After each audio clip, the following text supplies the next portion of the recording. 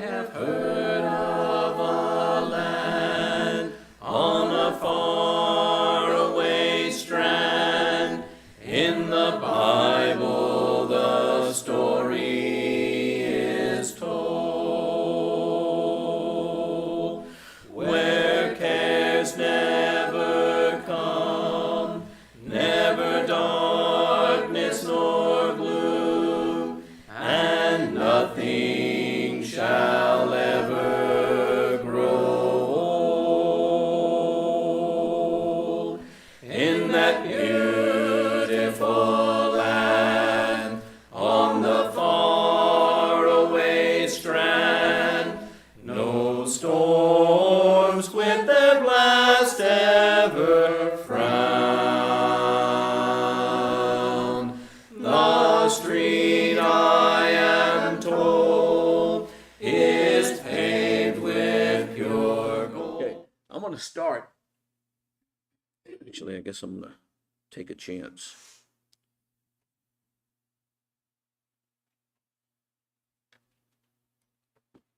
Right here. And I'm going to ask a question to begin with.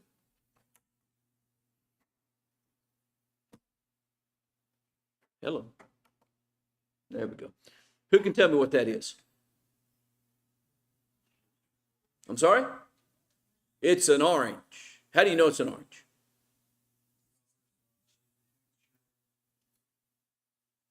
Yeah, the easy answer is it looks like an orange. But what's an orange look like? All right. Who can tell me what that is? That's a good guess. It's actually called a durian fruit. It is a tropical fruit that is distinguished by, it's actually bigger than it looks like in this picture. The orange looks bigger than but it's not, it's the other way around. This is actually bigger than an orange. It's large, spiky appearance. It also has this hard outer shell. That spiky shell is actually quite hard, and it has a very pungent and foul smell. Very foul. I'll tell you how foul. I understand in Singapore, they have outlawed these on the subways. You cannot carry them on the subway and eat them because they stink that bad. However, I'm told that they taste really, really good despite the fact that they smell bad. I'll never know, but here's my point. You can't. Nobody told me what that fruit was. Nobody identified that fruit properly. Why? Because we don't know anything about it. We don't know what they look like. We don't know what their characteristics are. We don't know anything about them. And so we're not able to know them when we see them. But pretty much everybody knew the orange. Why? Because we were taught what an orange is, told the characteristics of an orange. And if someone was to hand you an apple and tell you that it was an orange, what would you say? No, this is not an apple. This is an orange. And I'll tell you why. By the way, this was what you did or what you should have done. I don't think they're doing it anymore. So if you're younger than me, you might not have had to do it. In math, actually, of all places. In geometry, there should have been a whole section on proofs. And what that whole process is identifying certain characteristics and being able to list and lay out your arguments for why something is something. That's what a proof is all about. You say this is a triangle. Well, how do you know it's a triangle? Well, you know it's a triangle because it has three angles that total 180 degrees. You have three sides. If it's a right triangle, you have to add the elements that make it uniquely a right triangle. One of those angles is 90 degrees. If it's all the different characteristics of all the different triangles, you make those arguments, you lay them out, and this is how we know that this is the case. That is the exact same thing you do on this. If someone hands you an apple and they say it's an orange, you say, no, it's not an orange because it does not have sections, and it does not have orange pulp, and it does not have an orange skin that's thick and leathery. It does not have any of the characteristics of an orange. In fact, it has all the characteristics of another fruit, an apple. And so this is an apple, not an orange. When we're talking about the fruit of the Spirit, it is not any different at all. If you do not know what these things look like, what their characteristics are, how they are manifest in life, it is impossible to know what it is. And that is why a lot of people can hand you an apple and tell you it's an orange, and you believe them because you don't know what an orange looks like. So somebody will say, hey, this is love. That's going to be the first one on the list we're talking about. And if you don't actually know what love is supposed to be, you might believe this is love. So the guy that beats his wife may tell his wife, I do it because I love you. Is that what love looks like? So we have to examine these things, not just read the list and say, okay, so it's love, joy, peace, patience, long suffering, or depending on what translation you're reading, kindness, goodness, faithfulness, gentleness, and self-control. All right, that's it. I just essentially from memory rattled off all of that list, and I don't need to. But if I don't know what those things are, I don't know if they're in my life. If they're not in my life, I'm in no position to help determine whether they're in your life. Isn't that what Jesus essentially was teaching? About the speck in the beam? First, see to get the speck out of your own eye. I mean, the beam out of your own eye, so you can then help to get the speck out of your brother's eye. The point being what? You make sure you know what love is and that you're practicing love, and then you're in a position to help someone else practice love. But until you understand what it is and you're doing it, you're ill-equipped to help your brother. You're like a blind man going in and trying to dig something out of his eye. How many people are going to ask a blind doctor to fix the speck in their eye? Worse than that, let him do it with something sharp in his hand. How many want to do that? How many of you would go to a blind ophthalmologist for surgery? Yeah, neither would I. I mean, I love you, and I believe in everybody having full opportunity, and maybe you're good at what you do, but you ain't operating on me. I want you to be able to see, and see clearly, especially if you're messing with my eyes. They're pretty tender. We have to be able to recognize. So what is love? It is a fruit of the Spirit. But the fruit of the Spirit is love. What is it? Somebody tell me what love is.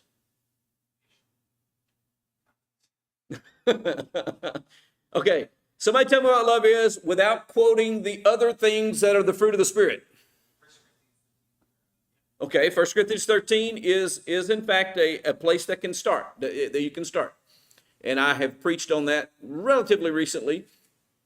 And so I hope that most of us here in the room were here and heard that lesson and considered those things. But I mean, here's a general, and I'll say this. There's a famous quote from a Supreme Court justice when they were hearing a pornography case. An important part of legal actions is defining what you're talking about, okay? And so the question of what pornography is came up in the case, and the response came back, well, I can't define it, but I know it when I see it. That's the way a lot of people go into these things. Well, I can't really offer you a definition for love, but I know it when I see it.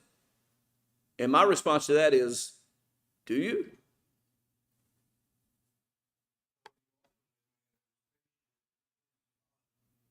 Okay. And we're going to look at some of that in just a second. Yep, that's a good answer.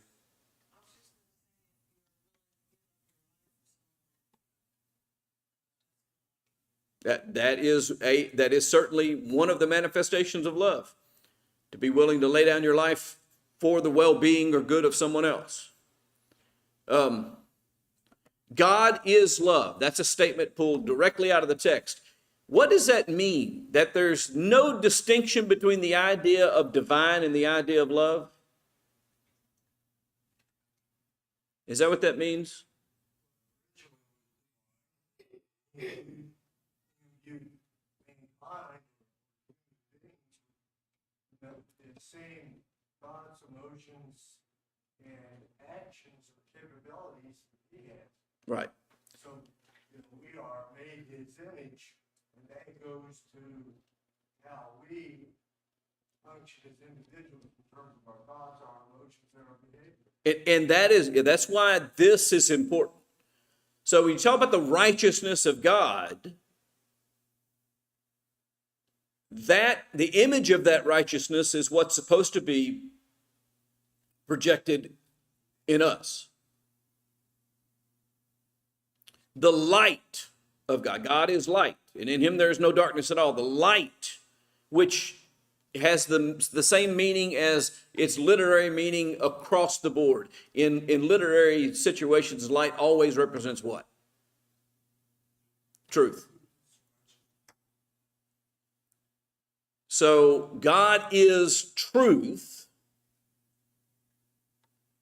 That light of God is what should be reflected in us.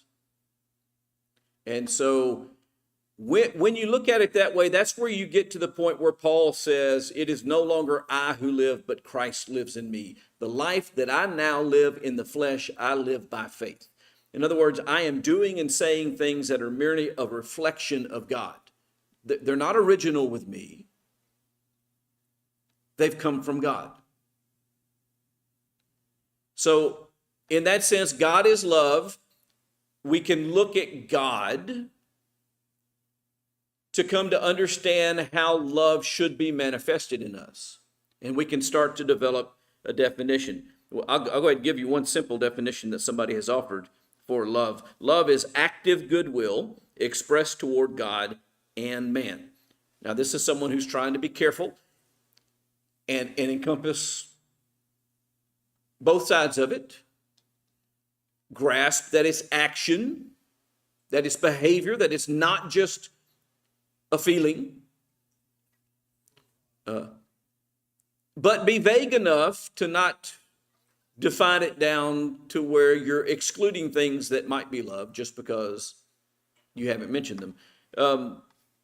We got to get more specific than that, though, because if I say to you an orange is not an apple and it's a fruit off of a tree, does that help you identify oranges? I mean, it's more than not knowing anything, but it's not really enough information. You could see any number of fruits that came off of a tree and they're not apples and go, well, it's off of a tree and it's not an apple. I guess that's an orange. Well, no, that's not an orange. So that's an insufficient definition. So we got to be more sufficient than that in understanding these things. And so I don't even know the best place to start, but I will tell you, John 17:26 tells us that we have to have the same type of love that God expressed for the Son. So the love of the Father toward Jesus, whatever that encompasses, we have to have that same kind of love. That's what John 17:26 says. And God has expressed having that same love for men, by the way. John 3:16, for God so loved the world that he gave his only begotten Son. Now, let me be particularly contrary. Okay, God so loved the world that he gave his only begotten Son. So, and I'm sorry, you're just too easy to pick on, Greg. So, Greg, in order for me to conclude that you love me, you have to sacrifice your son. Otherwise, your love isn't like God. Is that what John 3:16 demands? So what does that mean, God so loved the world that he gave his son? what does that mean for us in more practical terms? How does that affect the way I live and treat other people?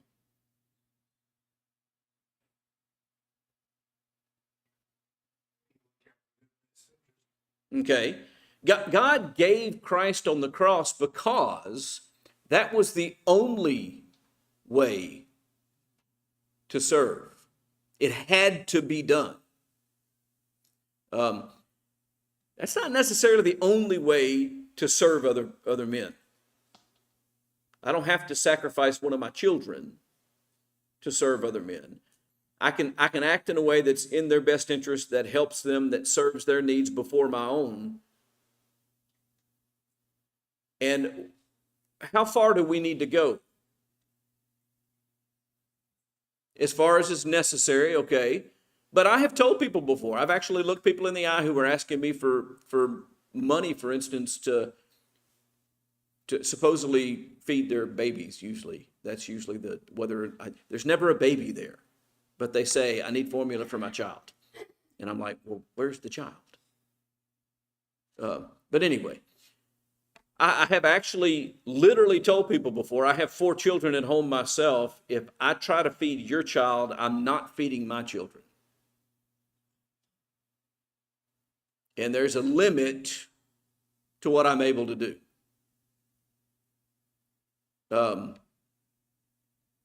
That's okay. That doesn't demand that I sacrifice one of my children. But there might be a time when I say to one of my children, you know what, you can get by without lunch today. This person can't. Now, what I would really do, anybody know what I would actually do? Because not only do I have love for the person that's asking, but who else do I have love for? My child. So what would I actually do? I would give mine so that my child wouldn't have to give theirs, and so that the need was met.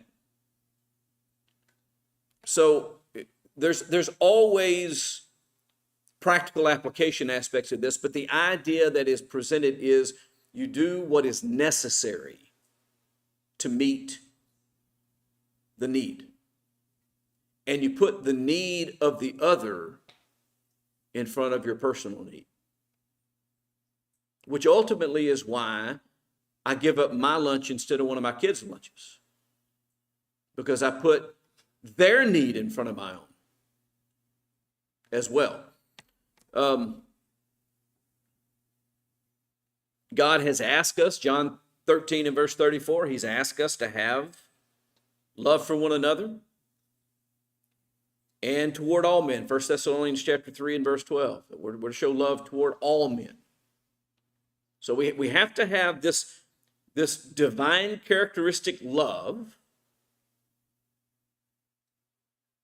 for our wives. Husbands, love your wives as Christ loved the church and gave himself up for her. We have to have that kind of love for our children. We have to have that kind of love for our parents. Children, love your parents. We have to have that kind of love for one another. Outdo one another in showing brotherly love. We have to have that kind of love for our fellow man, all men. What about our enemies? Oh, yes, he covered that too. He even said, love your enemy. Is the love that you showed to your enemy different than the love that you showed to your wife or your husband or your children? Yes. And that's where the nuances come in of the different, we call them different types of love. It's not really different types of love. I think it's different applications of love. Or at least that's more and more what I'm coming to understand. And so certain applications of the idea of love is limited to only one person in the world. I am to love no one else the way that I love my spouse. That's a unique relationship. So let's just talk about some things. Turn to 1 John chapter 4 and verse 9 and 10. And to get back to the point of me showing the pictures up there, love can only be known from the actions it prompts. You can't see the attitude of love in the heart and mind of a man. You can't see the emotion that's involved in love in the heart and the mind of the man. You can't see those things. Those things are abstract. They're not material. Our eyes can't behold them. So if I say, what does love look like? I can't give a physical description of love the way that I say, if I say, what does an orange look like? You just start going, well, it's round and it's an orange and it's got little bumps on it and it's got a, and you start describing visually what that object, you can't do that with love. It's abstract, right? So how do we describe love? Through the actions that it prompts. That's the only way to describe love. And so God's love is seen in the gift of his son. God so loved that he gave his son. By this, the love of God was manifested in us, that God has sent his only begotten son into the world so that we might live through him. This, or in this, is love. Not that we loved God, but that he loved us and sent his son to be the propitiation for our sins. So love motivates that kind of service where I do what you can't if it's something that you need. And so imagine, if you will, that there is a paraplegic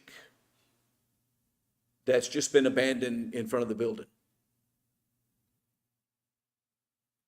And he's been out there in the elements and in the sun, and he desperately needs a drink of water. But he can't get it for himself. Even if it was in a glass right beside him, he can't pick up the glass and put it to his lips and drink it. What does love demand?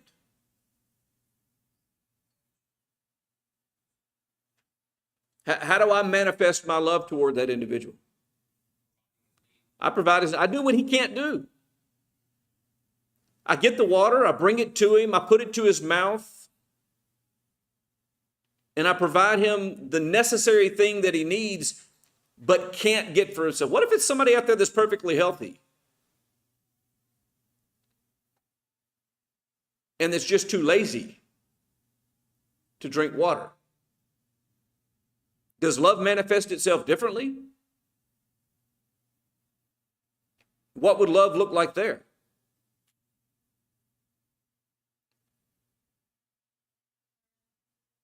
Okay, some encouragement, maybe even some discipline. That's why we discipline our children. That's why God disciplines us. God does for us what we can't do for ourselves, but he disciplines us for not doing what we can, which is exactly how people should be toward their children, right? When their children are infants and can't care for themselves, what do? We take care of them. We do everything that they need done so that they're healthy and well and have all their needs met. But as they grow, what do we start doing? We make them do what they are able to do. Why? Because there's going to be a practical thing, a situation that comes one day. One day, if all things are normal, I'm going to die before my child. And if I've been doing everything for my child its whole life and then I die, what happens to the child? They die because they can't do anything. So there's a practical aspect of it. But even more importantly than that, we need to do. We are each accountable to God.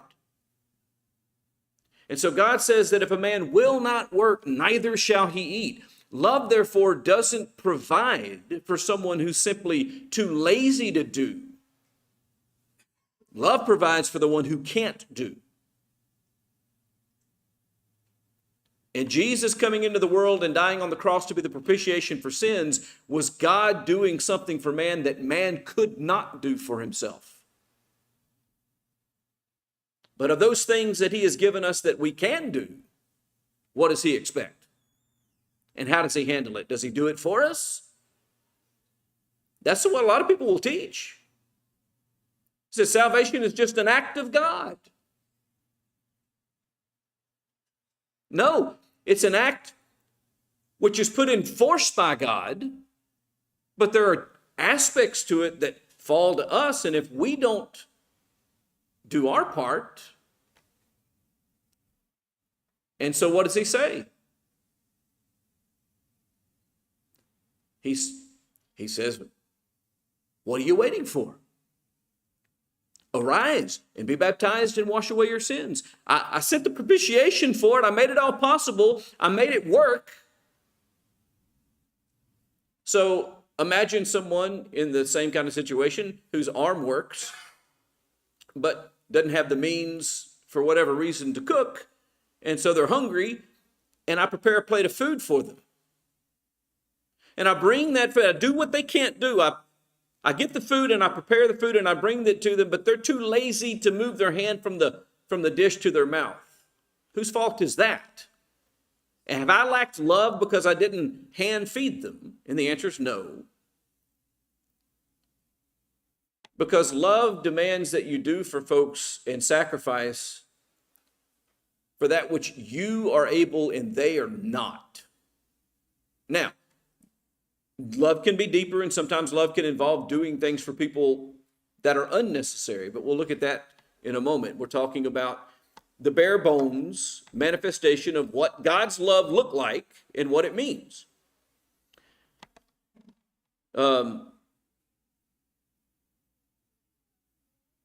This kind of love, now this is where the not necessary part, I guess, comes in. This kind of love or action on the part of God wasn't based upon the excellency of the object, right? He didn't send his son in the world to die for man because man was worthy of that. In fact, the way the book of Romans puts it is that Christ died for us when? While we were yet sinners. While we were separated and unworthy, he still did this to make this possible. So he wasn't compelled to do it because we were so beautiful. He was compelled to do it because what? Because of his nature and his kindness toward us. God demonstrates his own love while we're yet sinners. Christ died for us, which is why, by the way, John 14:15 comes in where Jesus said, if you love me, you will keep my commandments. Christians, if they love God, do for God what God requires, what he needs. What does he need from his creation?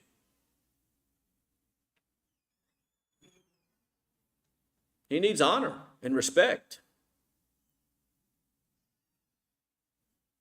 He needs fear in the biblical sense. He needs worship. And so, if we love him, we give him those things.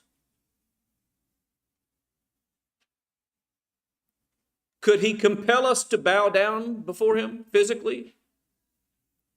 Yes. With the nature that he gave us, can he compel us to love him? I think it would too, and it certainly violates what he did, creating us in his image with the will of our own. And so in order for us, or for him to be worshiped, we have to do what? We have to do it. He can't worship for us. We have to do it. It's required that we do it if he receives what he deserves and needs. So if you love me, you will keep my commandments. I don't have to force you to do it. You do it because you realize that it's what needs to be done. I got to stop. Should have stopped a long time ago. But anyway, we could continue to examine love all day long. We are going to look at a few more things regarding it and then get into joy and start thinking about these words, thinking about what they mean, thinking about how they are manifest in our life. Because that's where this discussion needs to go. That's the only way that we can get to the point that we can say, you know what? I'm bearing the fruit of the Spirit. How do I know I'm bearing the fruit of the Spirit? Because I see love, joy, peace, patience in my life. And then knowing that I'm bearing the fruit of the Spirit, I know that I'm being led by the Spirit of God. And if I'm being led by the Spirit of God, then I am in fellowship with God. And if I'm in fellowship with God, then I am atoned of my sins. And if I'm atoned of my sins, then I am what? I'm heaven bound. I'm saved. And I don't have to doubt or wonder that, because I know these things. And knowing these things leads there. And so that's why this is so important. Thanks for your participation and attention.